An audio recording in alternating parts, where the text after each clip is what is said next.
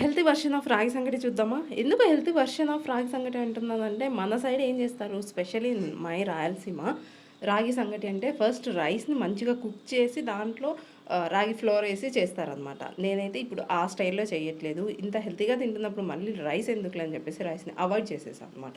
అది ఫీల్ అయినా పర్లేదు. నేనైతే దాన్ని అవాయిడ్ చేశా. ఇప్పుడు నేను కర్ణాటక స్టైల్‌లో చేస్తున్నాను. కర్ణాటకలో జస్ట్ ఓన్లీ రాగి పిండితోనే చేస్తారు. రాగి ముద్దే అంటారనమాట అక్కడ.